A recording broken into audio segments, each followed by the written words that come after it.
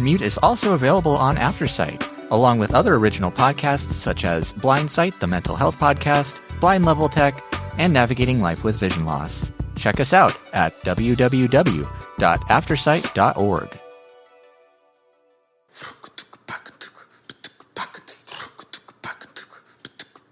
This has been an ACB community call.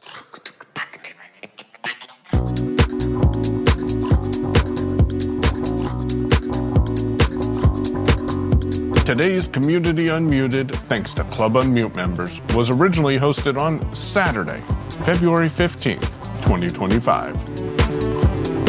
Hello, everyone, and welcome back to Unmute. A couple announcements here at the top. We wanted to remind everyone that we're going to take all first questions, and if we have time, then we will try to get through second questions, but we want to make sure that everyone has an opportunity to be able to get their question asked if they have one. And then also, please be respectful and everyone give the same respect that you would want asking your question. Let's see. The question of the day today is, supposedly, the rumor is there's going to be a new iPhone SE coming out, possibly as soon as this upcoming week. And there's going to be a lot of new features to it. So what would you like to see new in a new iPhone SE, or what do you absolutely not want them to take away?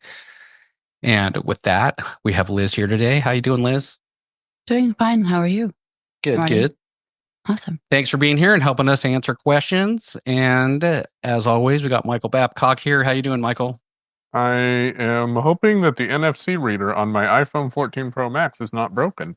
But aside from that, doing good. I think the iPhone SE would be awesome. I don't think that I would buy it unless it has Apple Intelligence, and that might cause me to really look at that possibly.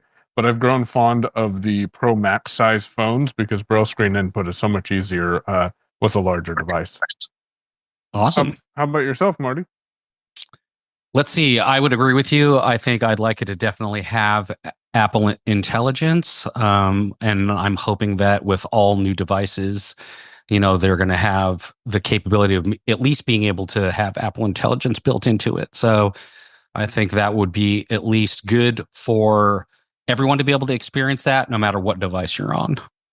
Correct. Hey, Holly, do we have any hands? We do. First up, we have Restoria. I think that's saying that correctly. Awesome. Hey, Restoria. Hey, Restoria. Yes. How can I get my photos off my iPhone? Are they syncing to the cloud? No, So you only have them on your phone and that's all? that's all. Do you have, which phone do you have? I don't know. I don't know what phone she has. Do you know if it's an iPhone or an Android? It's an iPhone. Okay, so what I would do in this case is she trying to get them to her computer? Anywhere, because she's it doesn't have enough memory and space. Gotcha. Okay, so there are multiple ways to accomplish this. I'll tell you what I would do. Marty or Liz or someone else on here may raise their hand and tell you something totally different. So what I would do is I would go into iCloud and turn on photos. If she doesn't have photo syncing, if she doesn't have enough space to do that in her iCloud account, I would download the Google Photos app and then synchronize your photos with Google Photos. And then she can go delete them off of her phone if she wants, and that'll add a backup of those photos into the Google Photos system. Okay, so I go to Google, put the Google app on, and transfer them to that. The Google Photos app. You want to look for Google Photos, not just Google. Yeah. Yep. Okay. Does she have a lot of pictures on there? Oh, yes. You could also do iCloud. There is a 99-cent a month version that you could get that gives you 200 gigs. That might be an option also, and that would give her a little bit more space. But either way would work for you. Okay. Also to note with Google Photos, this may go without saying, but I'll just say it anyway. It does require, I believe, that you need a Google account, which you may already have one, or the person may already have one. But if not, then that is something that would need to be set up prior to logging into Photos, Google Photos. Okay.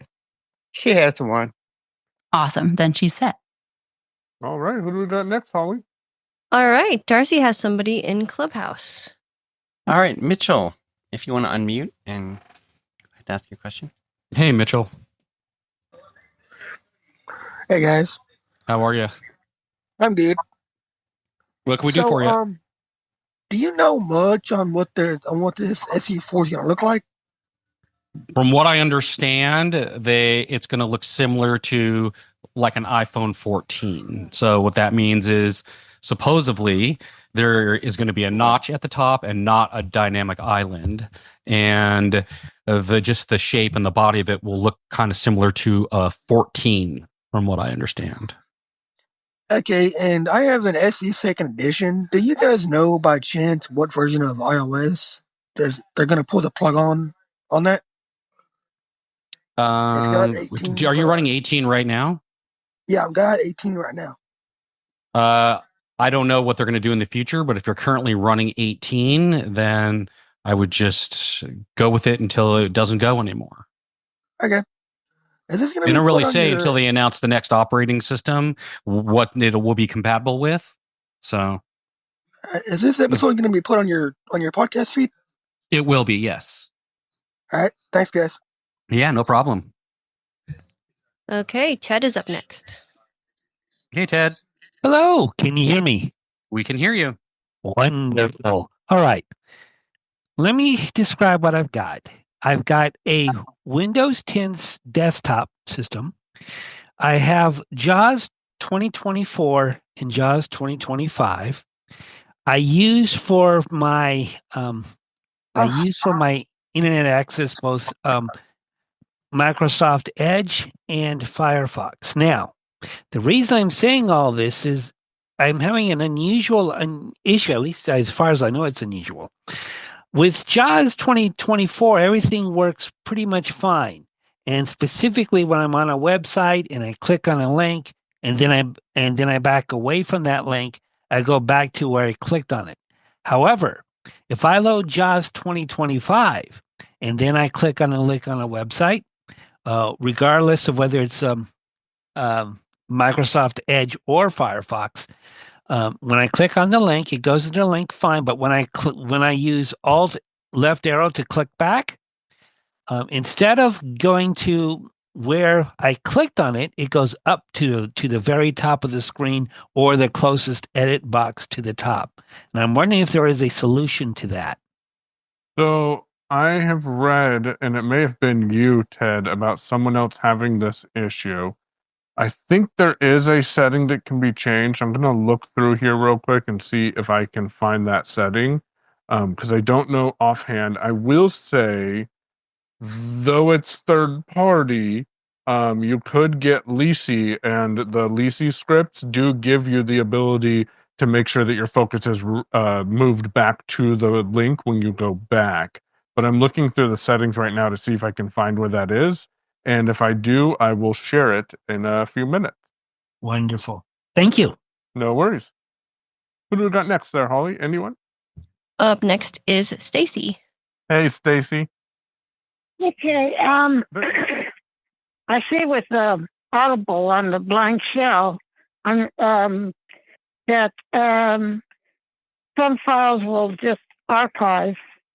And I'm wondering, then later on, I saw that they say they're no longer in the downloads. Where do those archive files go? If you know anything about that, where do they go? When they're no longer listed as they're no longer listed as downloads on the system. Where do they go? So if they're no longer there, then they're probably just getting deleted unless they're showing up in your No, you can see them in your view for archives. They're still archives, but they're no longer listed as downloadable.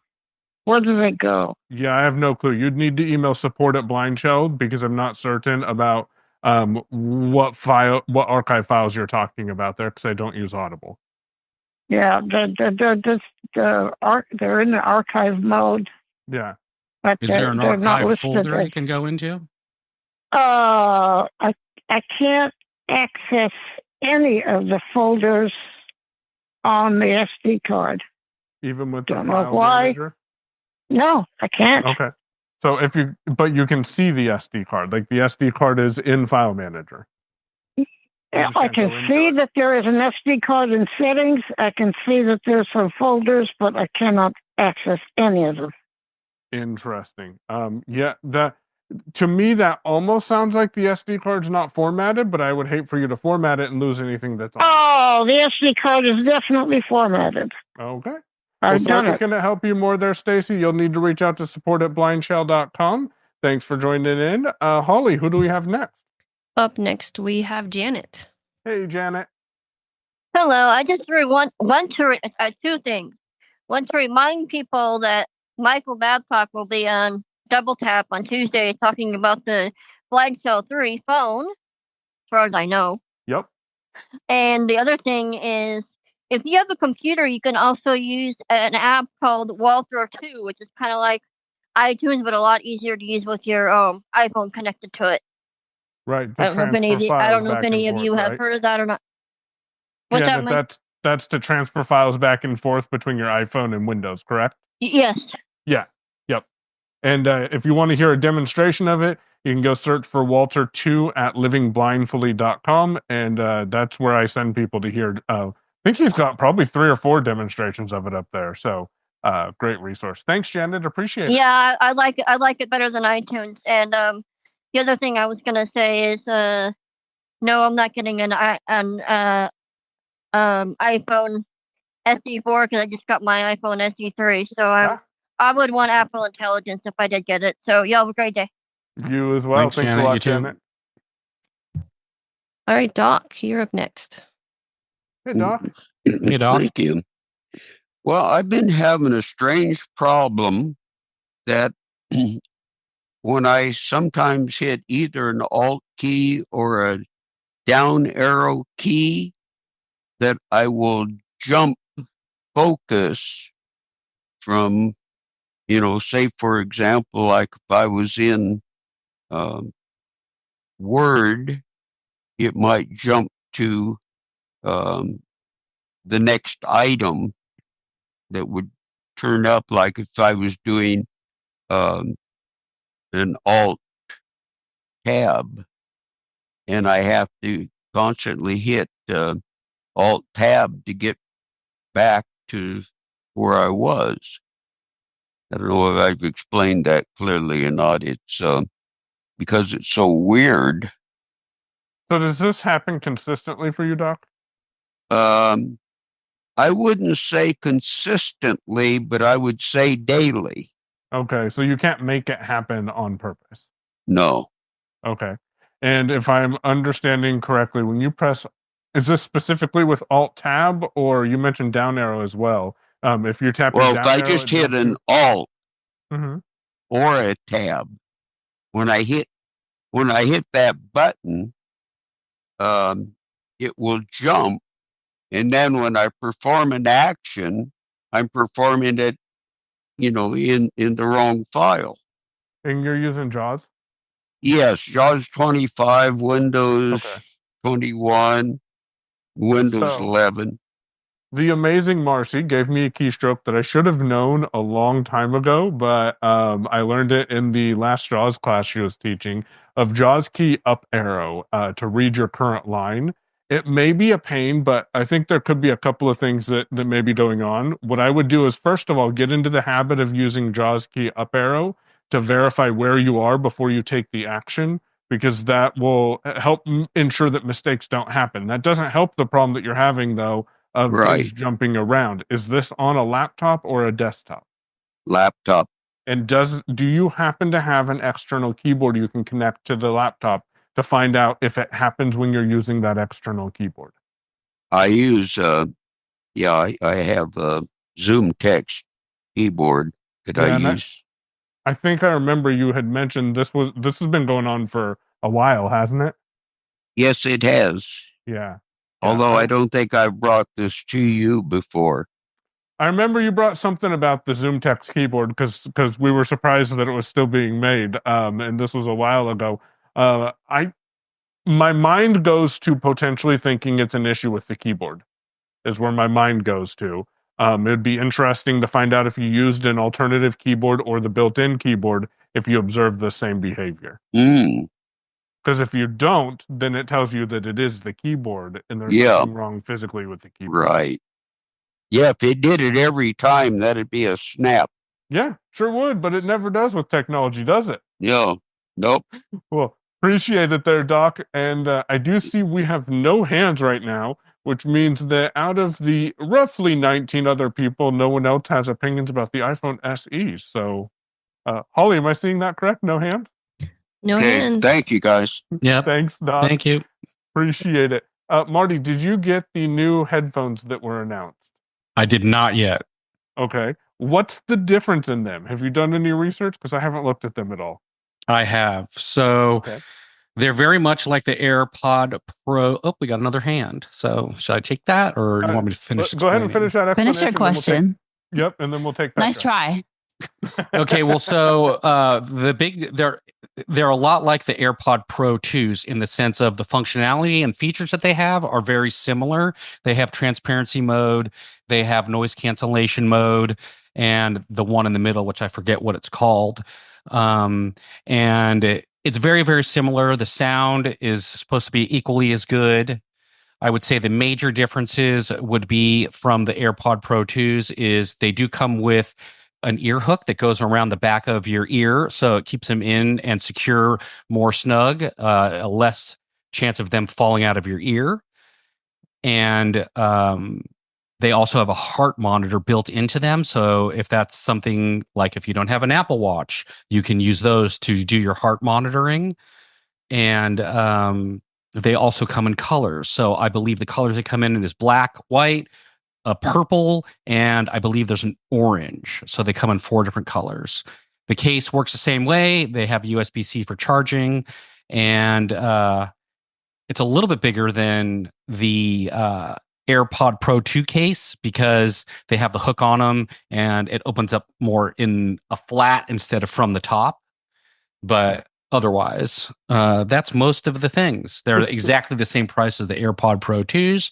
So if that's something you're looking for, then personally, I'd like to try them because I have an issue sometimes with an AirPod falling out of my ear, and I would like to not have that issue. So the ear hook maybe makes that a little more solid so they don't fall out. So awesome. Thanks, Marty. Holly, who's the first hand we have there? All right. Up next, we have Petra. Hey, Petra. Hi, guys. Hey there. Yeah, but we can hear you. Now, so Petra's ahead, up first, Sandra. Sorry. About the SE, I'm curious about it, but I still have an iPhone 13 mini that I'm happy with. And I really don't want to go bigger because I carry my phones in my pocket and purse and several different holders, and they won't fit the bigger sizes. But my question is, lately, within like the last 4 weeks or so, my iPhone 13 mini, and it's up to date completely, keeps shutting down probably 4 or 5 times a day when I have not locked it. I pick it up and I have to put in my passcode to get into my phone. Has anyone else noticed that problem, and do you know why that might be happening? You just said it randomly is rebooting? Yes. Is your battery staying charged, do you know?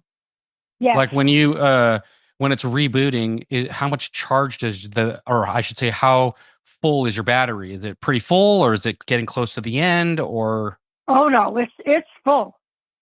It can Interesting. happen. In fact, it happens. I put it on a charger overnight, a MagSafe charger overnight, and I do not lock it. I don't shut it down. And in the morning when I pick it up off the charger, it's 100%, but I have to put in my passcode.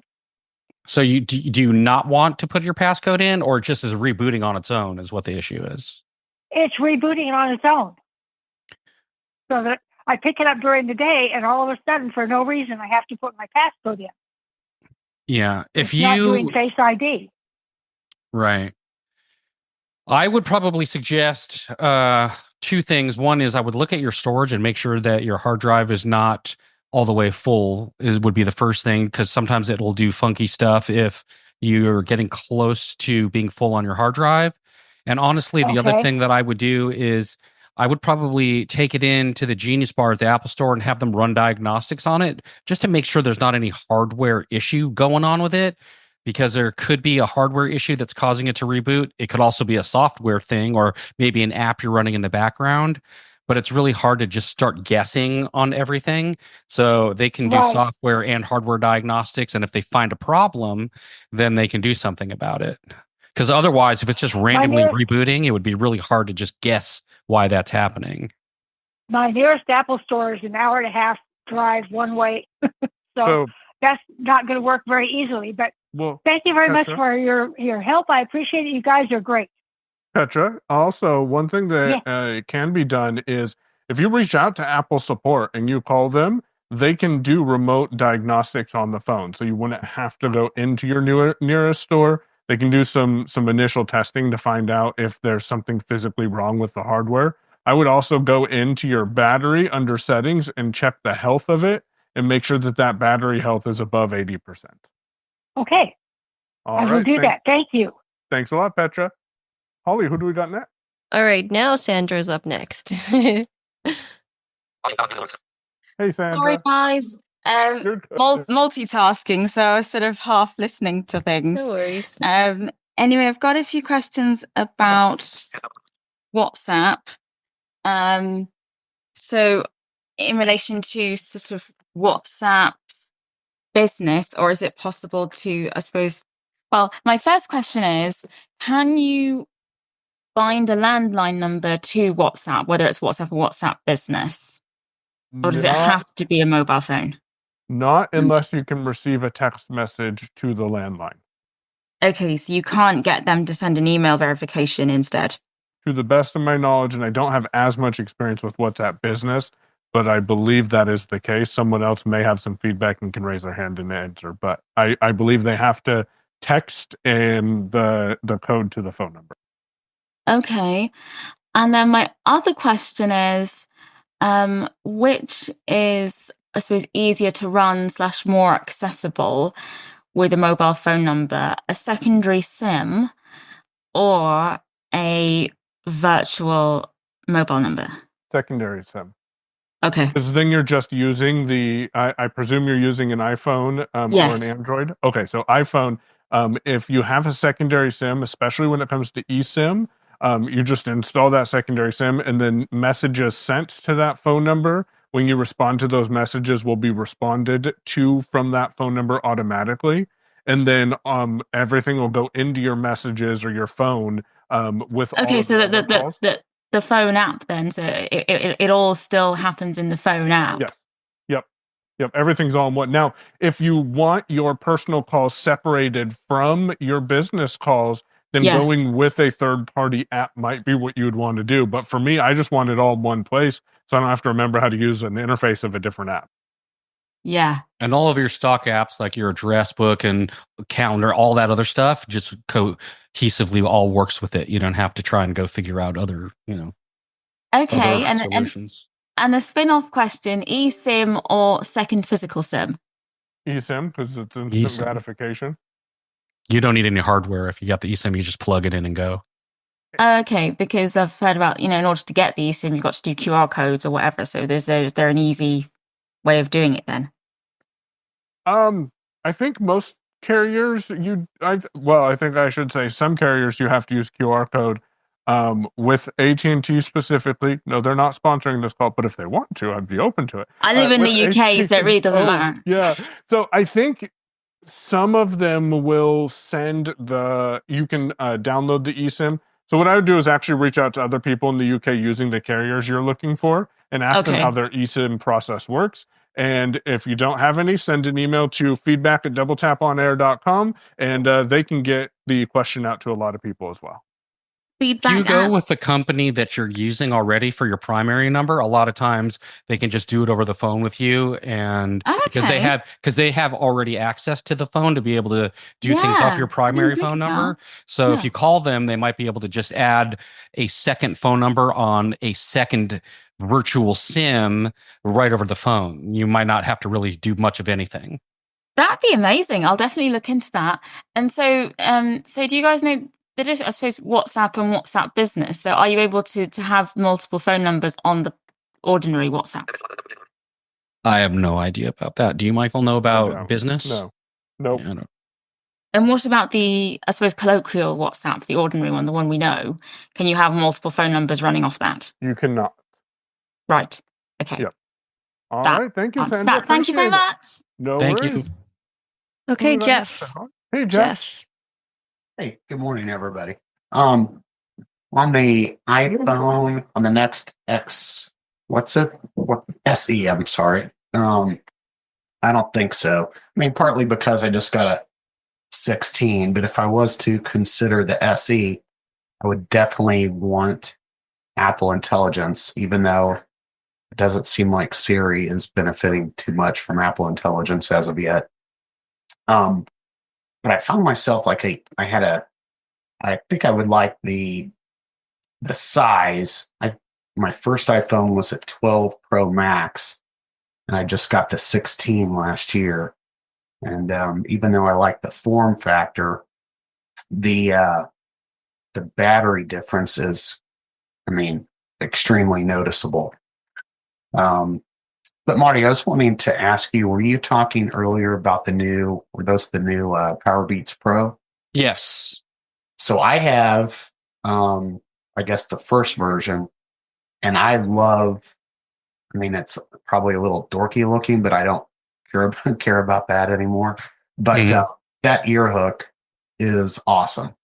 I've kind of gotten used to the AirPods Pro 2, but they still do from time to time fall out. But that hook that's a big deal. Do you chance know if the new PowerBeats Pro would be, how the AirPods Pro 2, I don't know if it's can they be used, the new PowerBeats Pro be used as a hearing aid? They didn't say one way or the other, to be honest with you, so I'm not sure. I would probably say no, because then it would just be so close to the AirPod Pro 2s, especially being at the same price. They have to make them different somehow, Yeah. Although, easy for you to say. What's that? I said easy for you to say. Yeah. But other than that, they're pretty much the same thing, although with the ear hook and stuff like that, So if that's something you like, then they're a great buy. I don't know what the Pro 2s are going to be yet, but I'm sure they're going to come out with new ones that are going to be the Pro 3s, and there's going to be something about those that are going to be different than these new PowerBeats.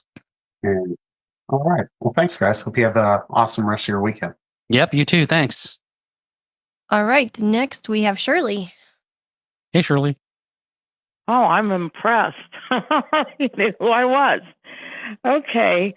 So I've got a couple things. First one is going to be real quick because I wasn't here at the very, very beginning. You talked about the iPhone 4. I'm sorry, the iPhone SE 4. And I'm assuming by the things I did hear you say that will not have a home button like the previous ones. Nope, the home button will be gone. No more home button. It's going to be like the current model phone. So my suggestion to you is, if that's something that you want to have, like if the home button is super important for you, I would hurry up and get one or get a backup one, because once they announce the new SEs, the previous models are going to probably be gone. And they're not going to have anything with a home button anymore. So okay. And when is that supposed to happen? Well, they don't exactly say, but I have a feeling it's going to be very soon, like possibly this upcoming week. So that's going to be the end of the ones with the home buttons. Correct. Okay. Well, my next question is a little more complicated. I'm not very tech savvy. So if it becomes complex, you might not even want to try. Way back when, like sometime in the last century, it's been a while for sure, my husband and I don't know how it happened or why it stopped happening, but if he would put like a contact in his phone, I somehow automatically got it, and it was nice. We liked that because we, share most of the friends and all family and everything, and it was convenient, particularly since I'm not so good at doing these things. And somehow, at some point, it just stopped happening, and we didn't do anything any differently consciously at all. It probably was at some point when we got new phones or something. But whatever reason, like I said, we were really surprised when, I automatically started seeing the contacts, and we were just as surprised when they didn't start showing up in my phone when he added them to his. So any of you have any idea? I'll make two suggestions for you. I'll make two suggestions for you. The first thing that I would do is if you go into your settings app and then you go at the top where your name is, you click in there, and then you'll see an iCloud choice, and you go in there, and there you'll see a big, huge list of things you can turn on and off that sync, or if you don't want them to sync, you turn them off.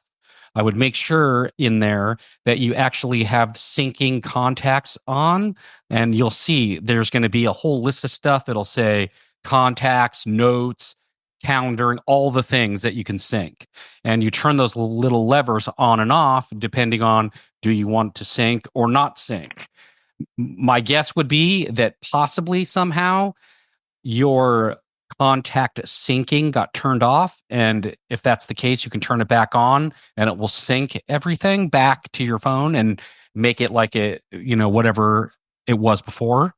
All the new things will sync and all the adjustments and whatever will sync. The other thing I would suggest looking at is making sure, it sounds to me like the reason why both of you are able to see everything is because you're signed into the same iCloud account, is what I'm thinking. So when your husband puts something in, you'll also see it. So you want to make sure that you're also signed into your iCloud account. And if you're not, then if you sign in and then you make sure that the contacts for syncing is turned on, then everything should start working again. Those are the two things I would look at. Okay. I guess just real quickly, what's going to make it sync just to his phone rather than somebody else's? Is it just, well, first of all, you have to be signed into the iCloud account. So you can't sync any data to anything unless the phone is signed into the iCloud account. So you would have to put in your email and password in order to do that. And unless somebody else has his username and password, I don't see how anyone could get that information. Otherwise, it would just be the two of you. Unless he gives his username and password out to somebody. I don't know. Right. No, I understand. Okay. All right. Well, we'll try that and see what we can do. Just one second.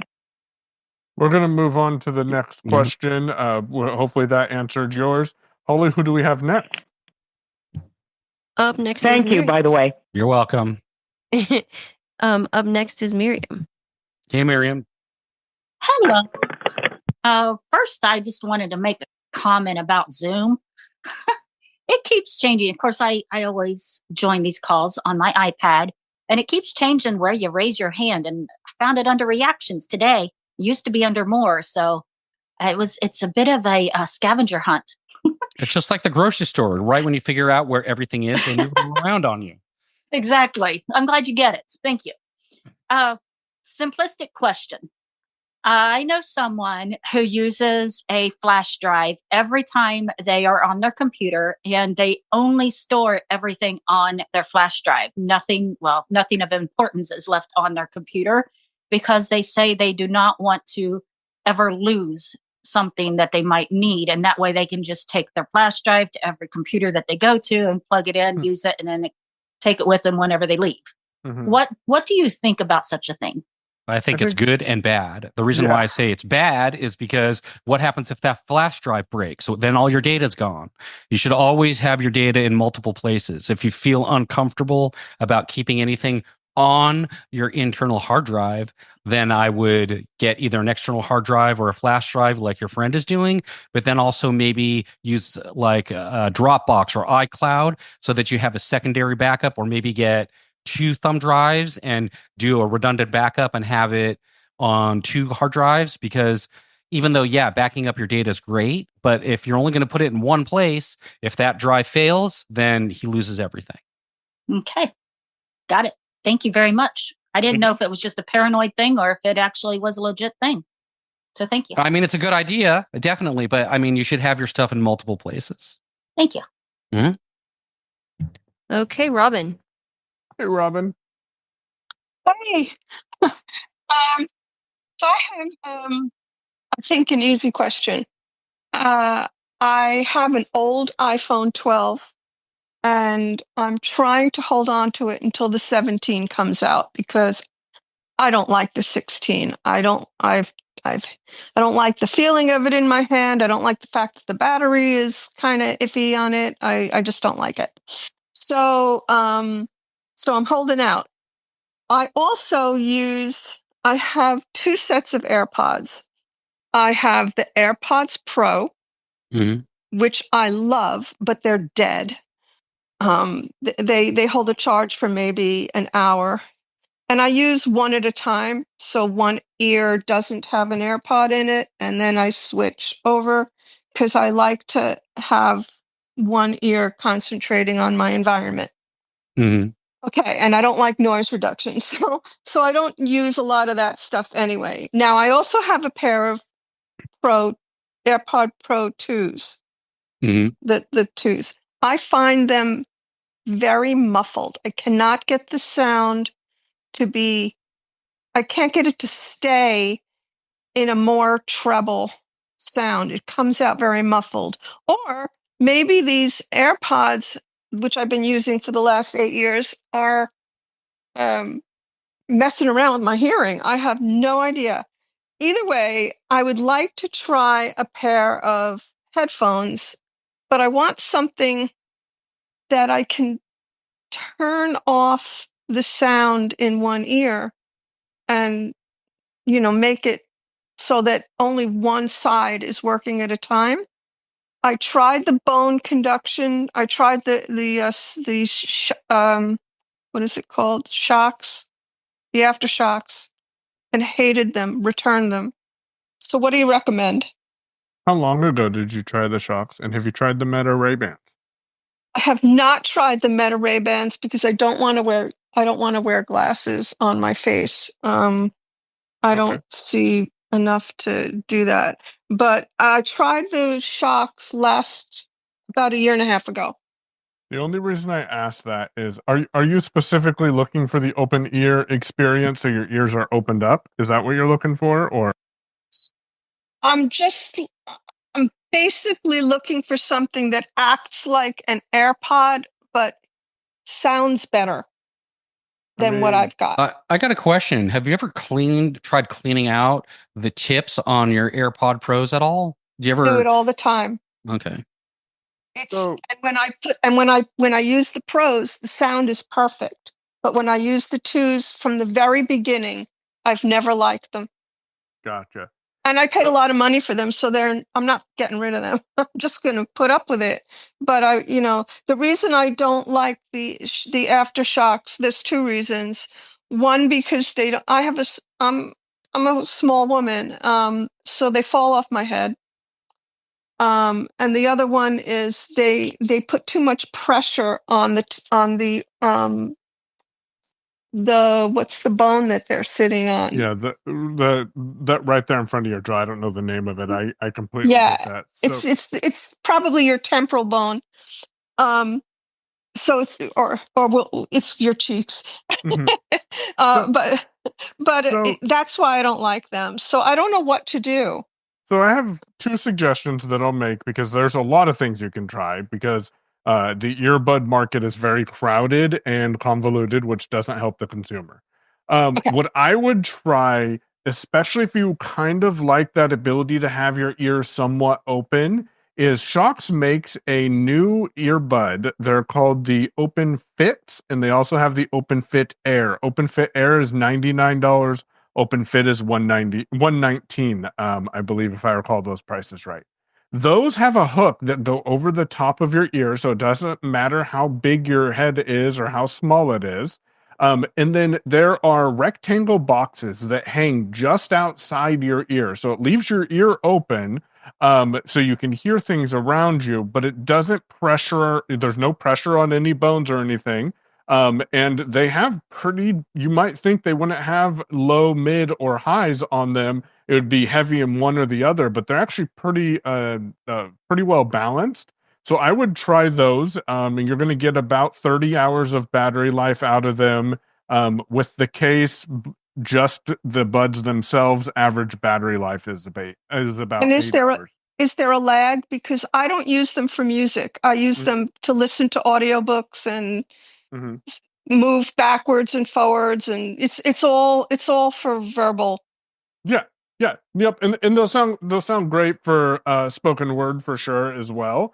There is a slight lag, notoriously, with any Bluetooth device that isn't necessarily Apple's, and one could even argue that Apple's AirPods have this as well. There is a lag because you're going from your phone wirelessly to the earbud, so when you touch your screen, you are going to notice that. Now, some earbuds are very much worse than others. I would say that the Shock Open Fits, they do have a slight delay. There's slightly more of a delay than what the AirPods are.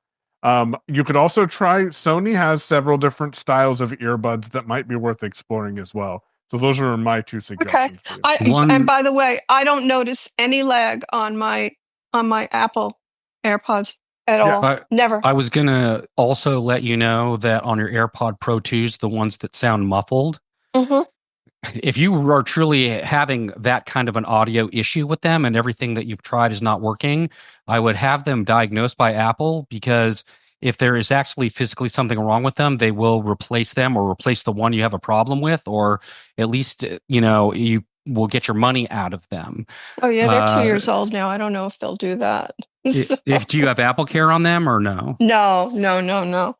I got them as a gift. My husband bought them for me for Christmas 2 years ago, and I'm just waiting for them to die.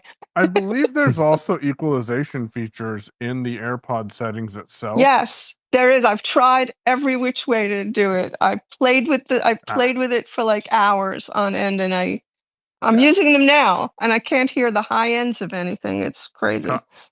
But anyway, I will look into the AirFit. I will look into the AfterShock. What is it called? Open Fit. Open Fit. I'll look into it. Perfect. Thank you very much for your help. Thanks, Robin. Holly, who do we got next? All right, up next we have Restoria. Hello, Restoria again. Hello. In regards to my last question, a lady came on and she said that you could also transfer it to your laptop or your computer. Yep. But I didn't get the beginning of that. Can she repeat it? Yeah, the name of the program that she was recommending is Waltr, WALTR, and the number 2. And there's some audio tutorials at livingblindfully.com. I don't know how. I know Waltr 2 is usually used for moving audio media back and forth. I believe you should be able to pull your photos as well from those. Thanks. No worries. Holly, who do we got next? All right, Marcy is up next. Hey, Marcy. Hello. I enjoy the file sharing experience, especially through Dropbox, where we can copy the link, change the 0 to a 1, and automatically everybody can download what you're sharing, right? Is that possible with the other cloud services at all, where they can download the content that you want to share with the Google Drive, with the OneDrive? I mean, I know you can share files, but the direct download, is that a possibility? There are hacks out there. It is not as simple as what Dropbox is, just by changing that 0 to a 1. But there are some tools out there that will let you do it. Also, if you click on a OneDrive link or you click on a Google Drive link, often there's either a download button or a more actions button that if you hit space or enter on that, that'll pop up one of those virtual menus that you can down arrow to download and hit enter. I believe OneDrive, well, I know Google Drive will, and I believe OneDrive will as well, allows the user to pick if you want people to be able to download these files or not. Okay, and then there's an alternative like OpenDrive. I don't know if you guys have heard about that one. It's a little bit less expensive than Dropbox. I guess the same would apply to that, maybe, where you can download or copy a link and download. Yeah, I've not used that specific one. There's also Nextcloud, and there's several of them out there that you could do. I am real intrigued on I want to eventually get a Synology NAS, which would then let you store all of your files on your hard drives because you connect it to your network. And then you can use tools in the Synology software that work like Dropbox. So everything's kept locally to your network and it doesn't have to go out to the cloud. And those do also offer the ability to set it up. It is a bit more setup, but you have set up and then you can share a file with a link that comes directly from your Synology. So then you don't have to use Dropbox or OneDrive or any of those. I'll check that out. Thank you. No worries, Marcy. Thanks a lot. And Darcy, who do we got next? I'm sorry, Holly. Who do we have next? I was reading Darcy's name. It's all good. Up next is Stacy. Hey, Stacy. Okay, I have a question, and that is, since I guess you said iPhone will for the disabled, or you said somebody will actually go into the app for people, and all that stuff, and help people, manipulate their app or something like that. I was wondering why you can't get Amazon to do the same thing. I mean, I would like to call them up and have them help me manipulate my app on certain problem issues or something, but I don't see cooperation. Well, I cannot, as I tell my younger brother and my son, we can only control our own actions. So I'm not sure why Amazon doesn't allow this ability or why you can't work with them to get that. Aside from it could be a hardware related issue. So to the best of my knowledge, someone cannot control an iPhone remotely. Is that correct, Marty? Not exactly. It depends on who you're talking to. So, for example, if you call Apple accessibility or you are talking to Apple Care, they can remote into your device as long as you give them permission. But I don't know Well, about. I'm talking about Amazon. I'm talking about I'm talking about the Alexa app. I would like somebody to be able to control that remotely for me a little bit. That's a third-party thing. So you'd have to take that up with Amazon. I don't know if they have the tools to do it or how that would work, but you need to take that up with them, obviously. For sure. Thank you, Stacy. Sorry we couldn't provide a direct answer. Holly, who is what looks like to be the last hand we have? Sandra is back. Welcome back, Sandra. Hello, guys. This is a quick question based on someone else's question earlier on. I've got an iPhone SE 2022, and I got that in 2023. I did think that was the last home button phone. So are there more recent physical home button phones? I think there's one newer than the one you have. I think that there's actually 3 is what the current model is right now. But once this new one comes out, which I believe if they keep the name scheme that they've been with, this will be the 4th generation of that. And that does not have a home button. So 3 is the last generation of the home button. Once this new one comes out, there will not be an iPhone with a home button any longer. So is that SE 3 or is it something else 3? SE3 is the current SE model with a home button that's out right now. If they keep that same naming scheme when the 4 comes out, SE4, if that's what they name it, there will no longer be a home button, which could be as soon as this upcoming week. So I think you guys are talking about the same thing. It's just worded differently. So the SE3 was released in March of 2022. So Sandra, the phone you have right now is currently the latest SE phone that's been released. If you got the one that was released in 2022. Okay, right. Yeah, I thought I was correct in that.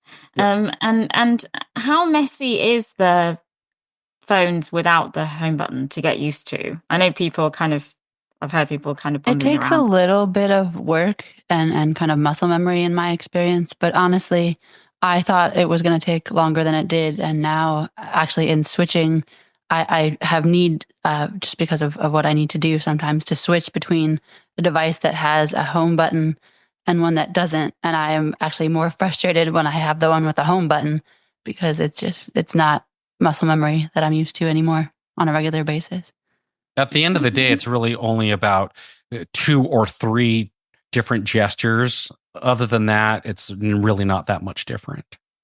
Okay, 3 gestures instead of 1. Fine. And paying attention to the haptic feedback that your Yes. device is giving you. That's the other aspect I feel like that is involved in devices without a home button. Okay. Thanks so much, guys. Sure. Okay, it's 10 till, and you do have one more hand if Okay. you want to take Thanks, it. Ollie. Yep, we'll take Let's take this last hand. All right, Monica. Hi. Hello. Hi. So I just wanted to give Sandra some confidence. I did not want to switch out of the home button, and my husband and the person at the store said you would have so much better options if you switched because you'd be able to upgrade easier. And it took me about a week to get used to it. And I did get frustrated. I did yell at the phone. I didn't throw it though.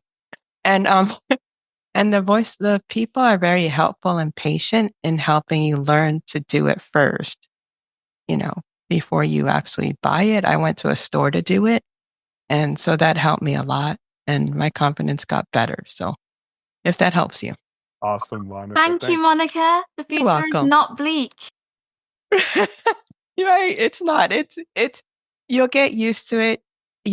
I got frustrated at first, but I got used to it. So yeah. And listen to the haptic feedback with the tones too, because they change. They make little beeping sounds that'll get you used to the different things, if that makes sense.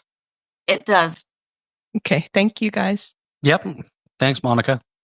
Okay, we do have one more hand if you All want right. it. Yeah, we'll take it. Okay, Petra. Hey, Petra. Hey there. I just wanted to give encouragement to people who are afraid of losing the home button. I tried not to give up the home button as long as I could, but I did graduate to the iPhone 13 mini, and the home button being gone is not a problem at all. I really didn't even get frustrated with it. I like the feature. It works great. So everyone get ready for the no home button. Sometimes I wish they had Touch ID or fingerprint ID with the screen, but the lack of the home button doesn't bother me anymore. For sure. Well, thank you, Petra. We greatly appreciate it.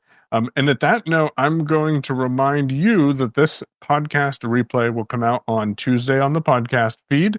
If you're subscribed to your Club Unmute podcast feed, you may get it earlier depending on when I actually get it cleaned up and published.